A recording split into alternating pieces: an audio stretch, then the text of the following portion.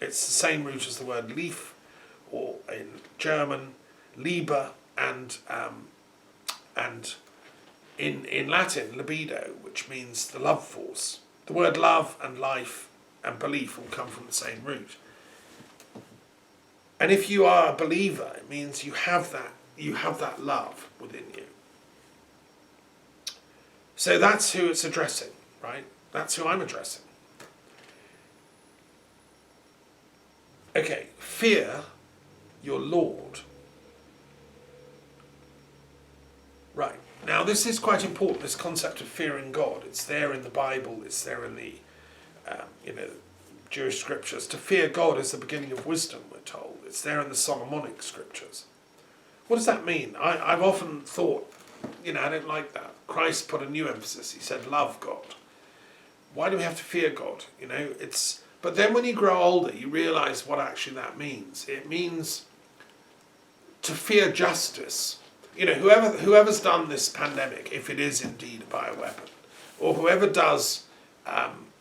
Brexit and knowingly did it illegally and by cheating, these people need to fear God, because God sees all this stuff. Constantly the Quran repeats, God is all-knowing, all-wise, and sees all this stuff.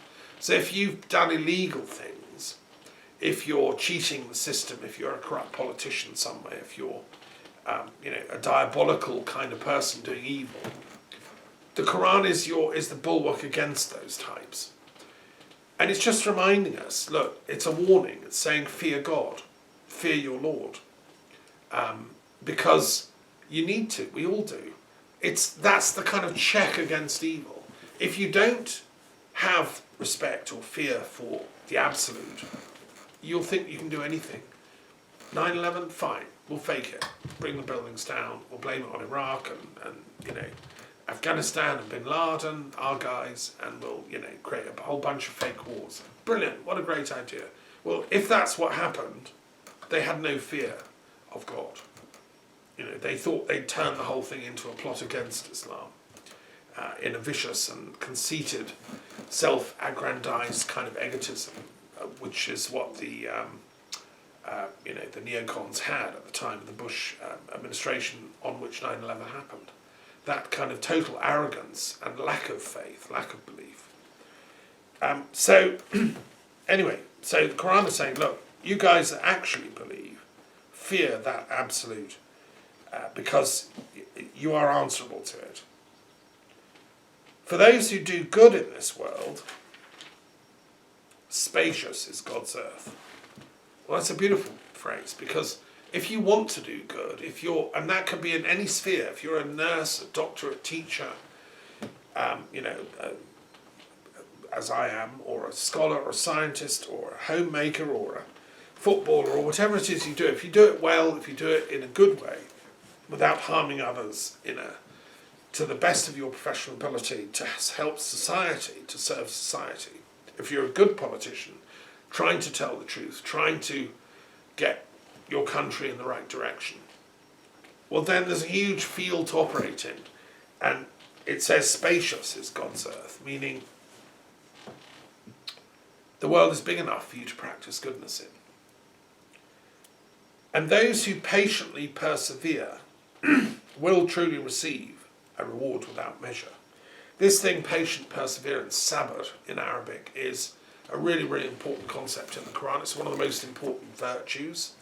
And if you were going to do a sort of Aristotelian virtue ethics analysis of the Quran, sabr would be absolutely at the heart. It's a quality of patiently persevering with the truth, not harming others, not speaking mendaciously, not lying, but speaking truthfully.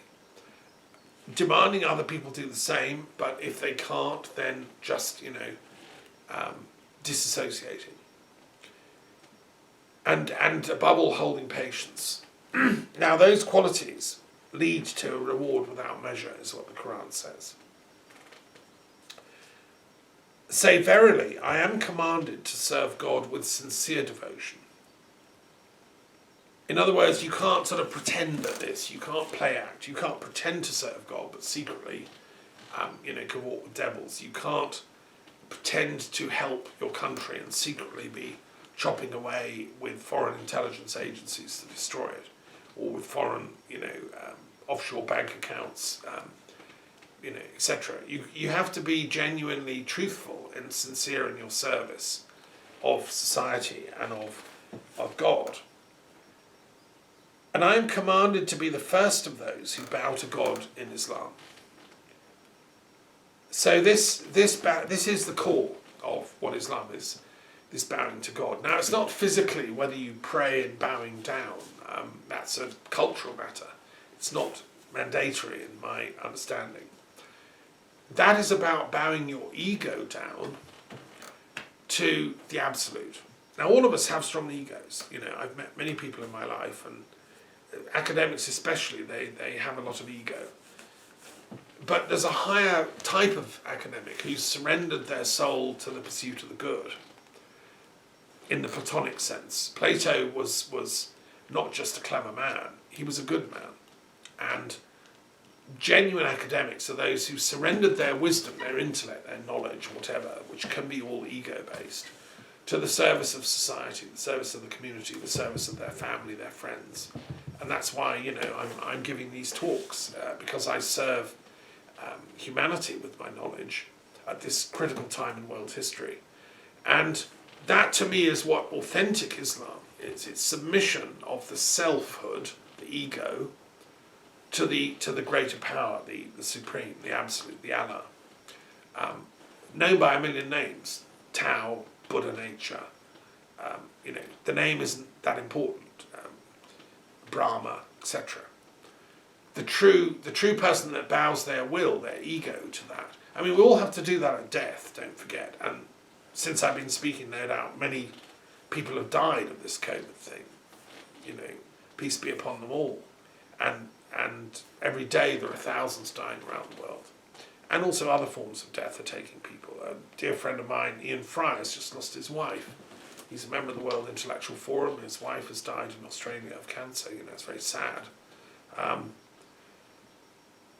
So when we die, our soul is returned, I believe, to the supreme consciousness.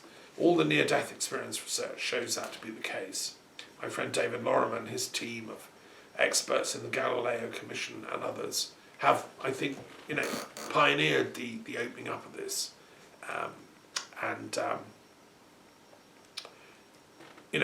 Mindful of that then, when you read a sacred text like the Quran, it comes alive because you realise, actually, it's telling the truth. So only if ego can surrender and submit to the absolute. And another way of talking about that, you see, there are psychologists, the Freudian school, that says ego is the final authority in everything. We all act for ego purposes, and that's fine, that's nice and dandy, and let's carry on doing it. Ayn Rand took that to an absolute quintessence of, hyperdrive when she said, well, that's all that matters, is acting for self-preservation, ego purposes, and to hell with everyone else. This then has given a hyperdrive meaning to latter-day degenerate capitalism. The thinking of the people that run the Tory party is, that's all that matters. My ego, my money, my bank account, my party, and my Brexit, and my profits. I mean, it's Ayn Rand taken to its ultimate conclusion. It doesn't work. It can't work. It ends in trouble. It's only when you transcend that level of ego action, ego activity, and you come to a place of surrender to the absolute. I learned this the hard way, living in a Scottish castle, battered by the winds and rains, and learning about the Scottish people's sufferings over the years from the English, and realising that all the stuff I've been taught about fair play and the English are jolly decent, actually, not necessarily the case. There's a few lies in there, hidden away. And if you read your Marx carefully, Das Kapital, you know that he knew that too. He'd rumbled English capitalism as a pretty nasty thing because it looks very sweet on the surface. It's smiley. It looks like Boris Johnson, but underneath it's vicious and venomous and violent. And tell that to the people of Amritsar that massacred by the by General Dyer at the time of Gandhi, and that's why he ended his cooperation with the British, quite rightly. And I want to say that, so that's the Middle East. Now, if only, what I would like, my hope for the Middle East is that if all the Muslims, Jews, Christians could all read each other's texts, if they could look at my commentaries on them all, I've done commentaries on them all, if the great Muslim thinkers of every country in the Middle East could study not only my commentaries on the Quran, but also my commentaries on the Kabbalah, on the books of Enoch, on the New Testament, we would get to a place of universal scholarship where the labels no longer really matter. Am I a Muslim? Am I a Kabbalist? Am I a Christian? Am I a Gnostic? Am I an Anglican? I'm all those things, as is anyone that's actually put the time in to study and serve the term of scholarship. Am I a Sufi? I'm obviously that as well. But the I is irrelevant because the I is in surrender to the Godhead, to the Absolute. And now if we all do that, men and women, young and old, at whatever level of academic ability we can attain, we would solve the problems of the Middle East. The bombs would stop. The Palestinian Israelis would work out a peace settlement, giving dignity and human rights to all Palestinians and all Israelis. The dreadful fighting that's been going on in the last few days on Al-Aqsa Mosque makes my heart bleed, and that would stop because we would use the mosques for what they're supposed to be. We would use the synagogues for what they're supposed to be, places of study and prayer, as Christ said, and the churches too. So I'm with the God team, the universal God team that wants a spiritual peace in the Middle East, not this continuing warfare and violence. That's what the Truth and Reconciliation Commission for the Middle East stands for. Longer term, what I'd love is we open the Golden Gate in the eastern wall of the old city of Jerusalem onto Temple Mount. It's supposed to be where the Messiah comes, and then we can open that. The Messiah comes and there's 1,000 years of peace. Well, I'm saying let's do it anyway. There's no sign of the Messiah turning up, unfortunately. We've got rival messiahs on the planet. So I've set up this thing called the WMASC, or the World Messianic Avatar and Seishant Council. Let's get everyone that wants to be a messiah, whether you're whoever, X, Y, Z, the types that hang around Glastonbury, and have followers. Let them all join our WMASC, and let's do this collectively. William Bloom and whoever else wants to come and join the party. The idea is to open the Golden Gate as a place of peace. So Temple Mount becomes a place of universal wisdom again, as it should be in the days of Solomon, as it was. And we'd build a big peace tent there, and pilgrims could come from all over the planet and share their visions and hopes for peace. Anyway, I've got a website, you can read it. That's the plan, that's the proposal. And I think it's a much better idea than what's going on Al-Aqsa Mosque at the moment, which is fighting, Israeli troops up there shooting people. It's a nightmare. I'm sure the King of Jordan would support this project. And anyone that's got actually, who's ever read these verses and understood what they mean, I am commanded to serve God with sincere devotion. That's that's mandatory for all of us.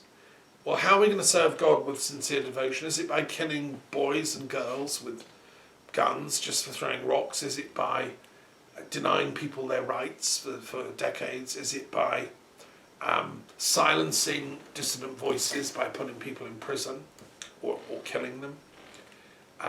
Or manipulating the news so that it only gives you a little Tory spin on things? No, that's all in defiance of the mandate we've received. So I would request all my friends to read the Quran, actually, if you haven't done so, as well as the Gospels, including the Gospel of Thomas and Mary Magdalene and the other 4 normal Gospels. Read them all and read the entire Bible as I've done. I've done a commentary on parts of the Bible, and also read the 3 books of Enoch, because they give the background to the whole Bible that, you don't get otherwise. The first book of Enoch was extremely important. It was read by Jesus, and it tells the backstory of humanity's fall. Anyway, I've done commentaries on all these. I'm just finishing the one on the Quran, which has taken the longest, actually, because it's a very big book. And we can get the solution to this Middle East crisis. I'm sick of the news and people are still fighting there. It's got to stop in my lifetime and your lifetime. Right, so blessings. I'm going to move on. The next point I want to make here is, okay, the 4th thing I said in my birthday greetings is the following: a Universal Interfaith Peace Treaty. Well, what's that? Well, it's something I wrote when I lived in the Castle and the Muses in Scotland. I wrote this back in, I think, 2014. And it's available in English, in Russian, in Japanese, in German, Swedish, other languages. What it is the first time ever that anyone has thought of this. I don't know why. You see, my PhD examiner and colleague, Dr. Hugh Mile, wrote a very good book called How Wars End. He's a conflict research specialist. He's been a professor at the University of Kent, which is one of the best centres in Britain on conflict research. And he's president or something of the Conflict Research Society, which I used to be involved on the committee with in the days of Cedric Smith as their information officer. Now, what Hugh said in his book, he looked at how wars end. Like, what happens? How did World War I end? World War II, the Korean War, etc., etc. If you look back in history, now wars end normally because one side defeats the other. There's a military victory. Not always. There may also be a truce, or there's they fight each other so much to the death that they just get fed up. But normally, 9 times out of 10, probably 99 times out of 100, there's also a peace treaty. The war officially ends when the peace treaty is signed. And this can take ages to negotiate, like the Versailles Treaty after World War I, and all its annexes, Lausanne and so on, or the treaties after World War II. Well, actually, they didn't sign proper peace treaties. That was the problem with World War II, because as they were trying to, the Cold War was breaking out. So they had a sort of Potsdam agreement between the occupying powers of Germany, but they never actually signed a peace treaty. And that explains the tragedy of the Cold War. So, Hugh's question, how wars end? Okay, the answer is with a peace treaty. So then my question, supplementary to Hugh's, is how do religious wars end? Because since the Cold War kind of ended in 1990, the wars haven't stopped. They're still going on in the Middle East, all over the Balkans, in large parts of countries around the world, Yemen, whatever, Syria. We've seen, and there's also covert wars going on, assassinations, bombings, etc. And there's Afghanistan still going on, longest running war in American history. Iraq is still erupting now and then. There's endless of these wars, and usually and often they're involving religion. Different factions fighting against each other. We saw the ISIL battles. We've seen whenever Israel and Palestine go for it, there's religion involved. Most of the members of the Jewish army are Jewish and Jewish by religion, and they look on the Palestinian Arabs and Palestinian Christians as sort of subhuman. I mean, there's a lot of racism, unfortunately, among these Jewish Zionist army people who have been brainwashed to think they have God's covenant to fulfill. They are the chosen people who have to terrorize and keep their foot on the necks of the Palestinians because it's God's will. It's an unfortunate mind construct, but it's factual, it's true. And you can see it in the kinds of things they say. I'm talking about a small minority of extremists, but they are quite influential, and they do organise religious parties in Israel. and they've been supporting Netanyahu in his right-wing government in Likud. Unfortunately, the more moderate, the more intelligent kind of what I call old Zionists that wanted a reborn Israel in the land of milk and honey for everyone, including the Arabs and Palestinians and Christians, that kind of old Zionism has been phased out by these aggressive interlopers. And it's interesting that Priti Patel, the horrible Home Office minister in Britain, is a friend of the new Zionists. She's like working from their playbook.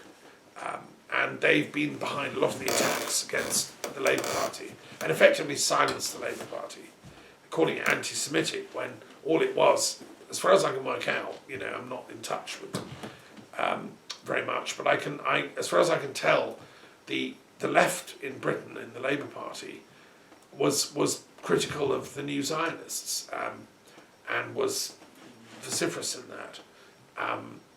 And for that, of course, then they're taken down and defamed and attacked in military-style psychological warfare operations which have disabled the Labour Party so that it can't even win a seat like Hartlepool anymore. Well, that's why we need to televise the Privy Council. Is anyone discussing this? There must be a few intelligent Labour people left. They're probably sitting on the Privy Council. Don't they talk about this kind of thing? What's happened to, the genuine people that I used to know, people like John Smith? There were some intelligent Labour people. I knew Gaitskill's granddaughter, and Gaitskill was an intelligent Labour guy. These people were not. They were on the side of a real Israel being reborn, living happily alongside with Arabs living happily. Gaitskill married a Jewess, for God's sake, and So look, anyway, so I'm saying that to get an end to these religious wars, we need an interfaith peace treaty. Obviously, it's not enough for governments to sign peace treaties. The religious leaders also have to, and they have to do so having studied the religious conflict between them. And therefore I wrote the draft of the treaties to help them, to speed it up. And it's not, yes, okay, you could have a series of bilateral treaties. So Hindus sign a treaty with the Muslims in India. That'd be great. That would be superb. Or Buddhists sign a series of treaties with the Marxists in Tibet. That'd be great. Or, and so on and so on. Or you can have a Universal Interfaith Peace Treaty, which is what I've written, which everyone can sign.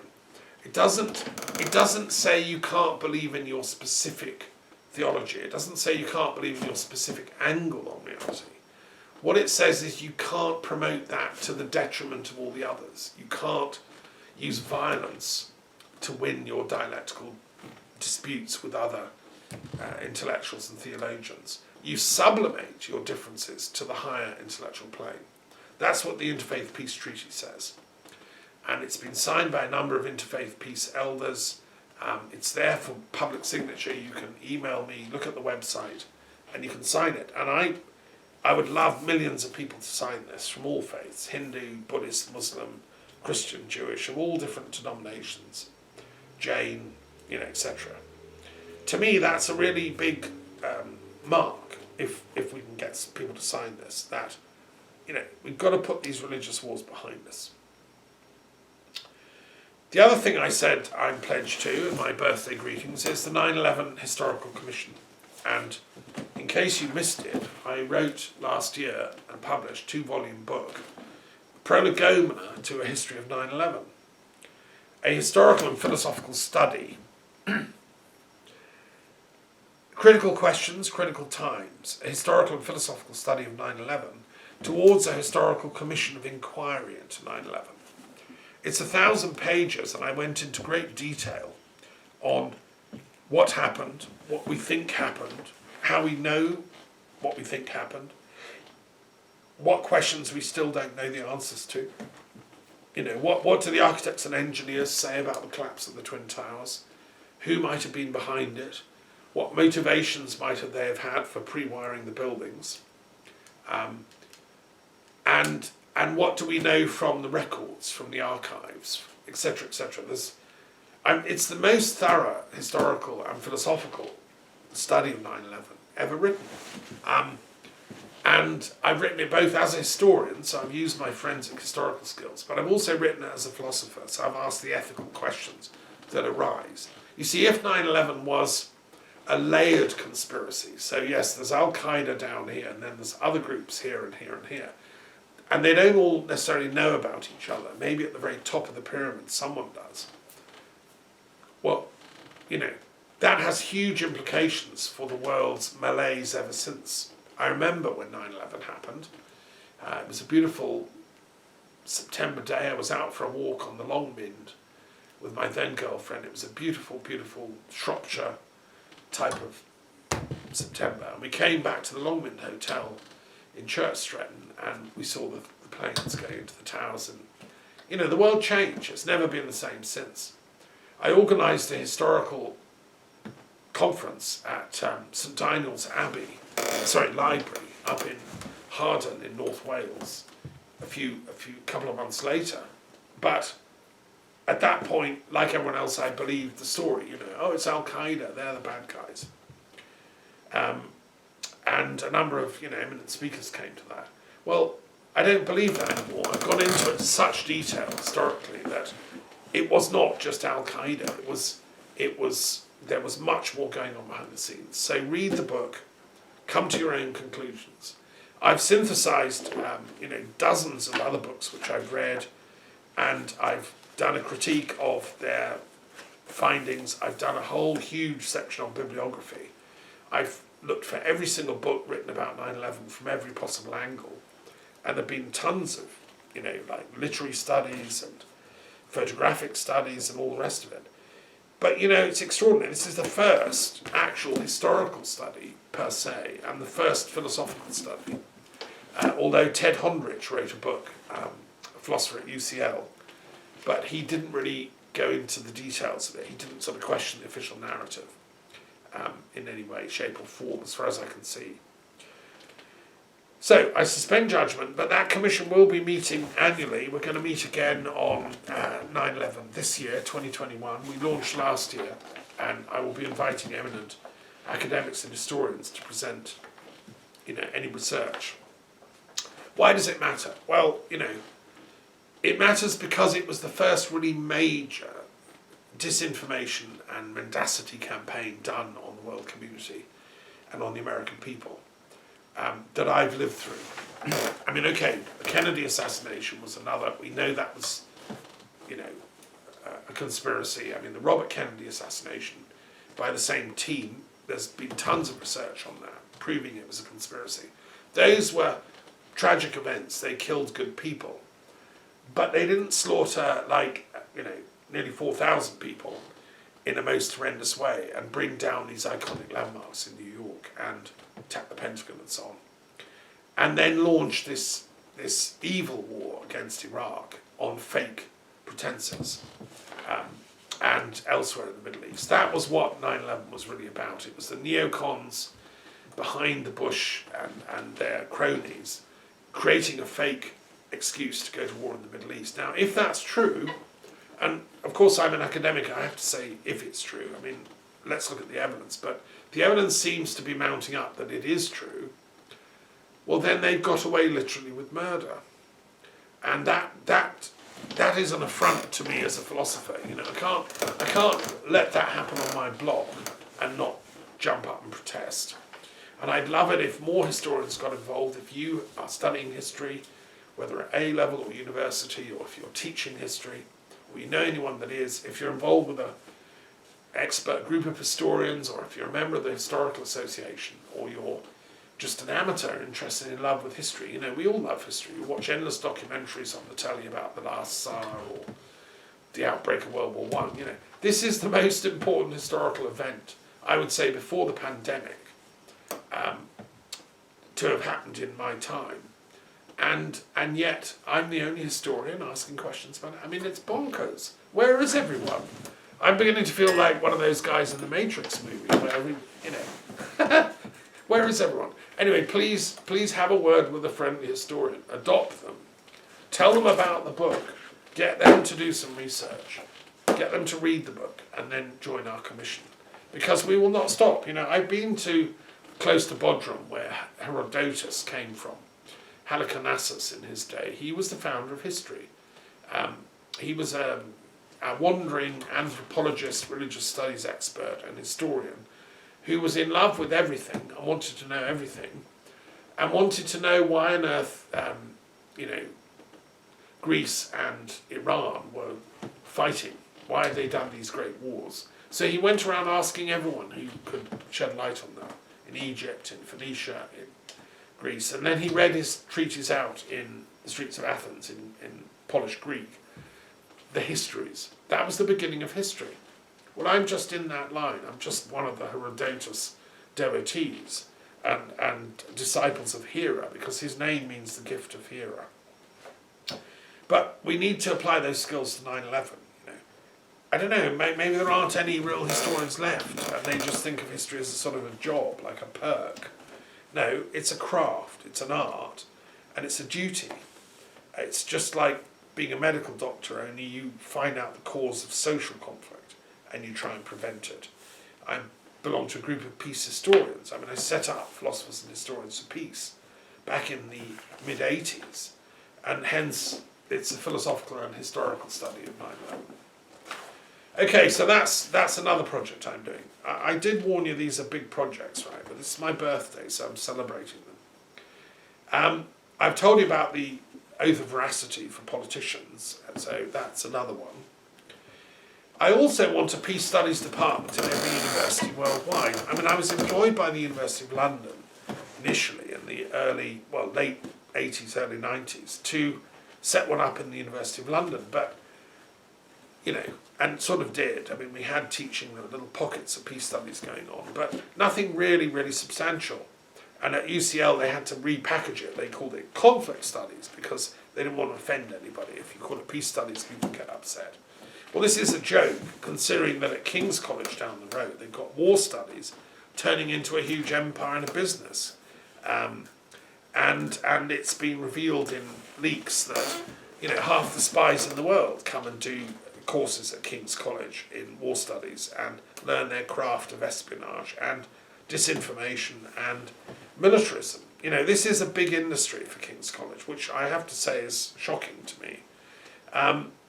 The war studies department under Lawrence Freedman, I mean, they take the view that war's actually good for business because it promotes more things to study and it creates more students and more spies come in and learn their craft and more generals come and give lectures, and it's a business. War is a racket, and that's the centre of it in Britain. When I went to talk to Lawrence Freedman when I worked at the university, I said, Lawrence, are you going to help me get this peace studies centre going? He looked at me with a pitying look on his face and said, no, Thomas, I'm not, because there is no such thing as peace. There is only war. War's real, peace is a pipe dream. Goodbye. Now that to me is a very arrogant man, and he now sits on the Privy Council, and he was on the Chilcot Commission of Inquiry, which is a joke. It's like appointing a fox to charge looking after the hens. This is a warmonger who has no comprehension of what peace is and why it's important. Well, that's the King's College lot, and having said which, some of them are my friends. This is not a personal attack, it's an intellectual critique of the business of war studies, which I say should be balanced by peace studies. And at UCL, at least they have like a Centre for Conflict Research. That should be bigger, it should have a proper equipment, funding, spacious centre, and it should do peace and conflict studies. And we should have several professorships there. If you want to send me give me a ring, I'd be happy to go and teach peace and conflict studies at UCL to balance what Kings are doing, because it's outrageous.